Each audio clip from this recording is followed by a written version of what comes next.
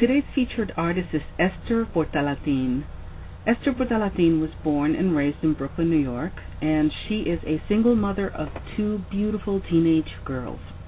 Esther was an educator for over 20 years and is currently a lecturer, resource specialist with Long Island University, New York City Parent Academy.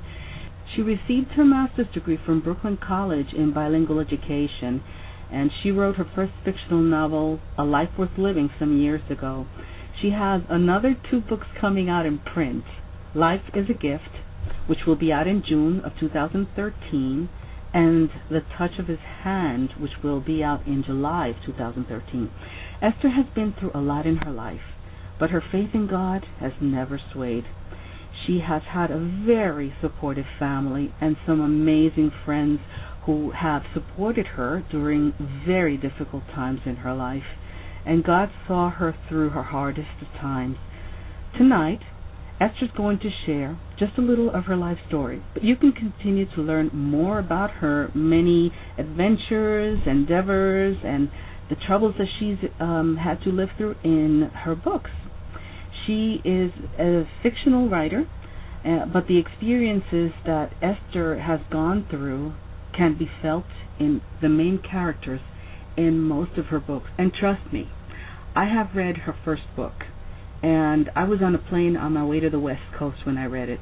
And to be quite honest with you, I could not put the book down. I literally digested that book in several hours. So I recommend that you do a search by A Life Worth Living by Esther Portalatin and check out her first book, because the other 2 books that she's writing are sequels of that book.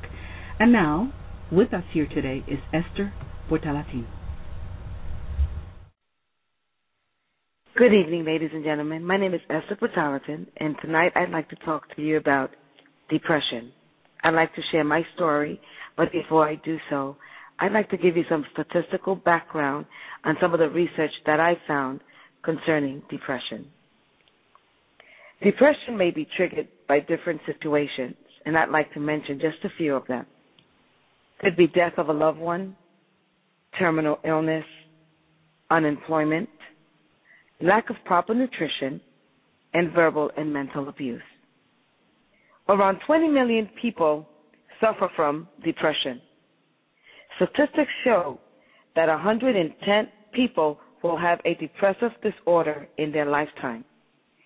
And in 1 of 10 cases, the depression is a fatal disease as a result of suicide.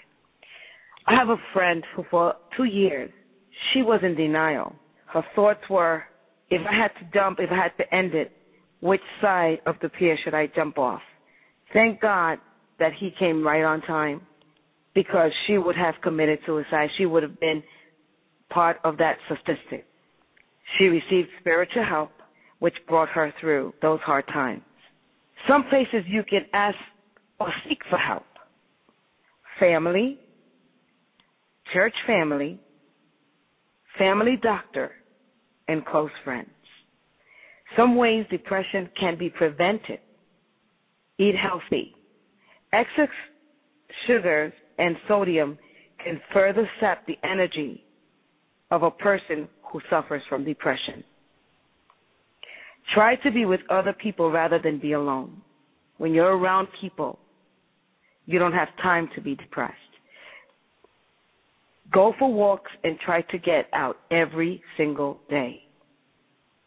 Being home, being in your room, or in the house, in the kitchen, wherever it is, if you're indoors, it's not going to help you.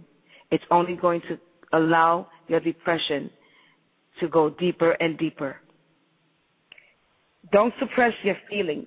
Talk about what you're going through. Find someone you can trust, whether it be your best friend, a family member. Confide in a pastor, in your church pastor. How do you know you're depressed? I'm going to explain some signs to you. If you're not able to get up in the morning and all you want to do is stay in bed, that's a problem. If you don't want to comb your hair, if you don't care what you look like, whereas before you did, that's a problem. And I would suggest that you get help. Fight for your children if you have children. Fight for your spouse if you're married. But most of all, fight for yourself, because life is worth living. And God has a plan for your life. I'd like to share with you my story, how my depression came about. It didn't come about from me losing a loved one. It didn't come about from me not eating right. My depression came from mental and verbal abuse. And let me tell you one thing. Depression is very real. Don't let anyone tell you, oh, you'll get over it. No, you will not get over it. Depression is real, and it really steals your joy. I found myself falling into a deep hole of depression. I was married for 17 years of my life. And for those 17 years, all I heard was what I did not do, who I should have been like. It was never, oh, you're beautiful. It was never, oh, you know what, you're great. What you're doing is wonderful. It was always a put down, always a put down. No matter how hard I tried, it never made him happy. He always looked for something else. Something else was wrong with me. Something else I didn't do right. Well, let me just say one thing. When you're constantly hearing that, you begin to believe the lies. And it didn't matter how many degrees I had. I felt worthless. I felt helpless. I felt I was nobody. I felt I wasn't good enough. And I just couldn't deal with it anymore. I didn't want to talk to people. That was my mistake. What I did is I harbored everything inside. I kept everything inside. I wouldn't tell anyone what I was experiencing or how I felt. And that was a mistake. But every day of my life, I continued to go into deeper depression. Having a gun pulled to my head, again, I felt intimidated, worthless, and helpless. My two daughters would come to me every day, would say, Mom, you have to get out of bed. Mom, you can't do this to yourself. You have to go out and get some air. Come out for a walk with us. You can't keep doing this to yourself. And I didn't want to believe them. I kept saying, what am I worth? I'm not worth anything. You know, I don't even want to be here. I didn't want to be in existence anymore. But I had friends like Dr. Evelyn Castro. I had friends like Carmen Amaros.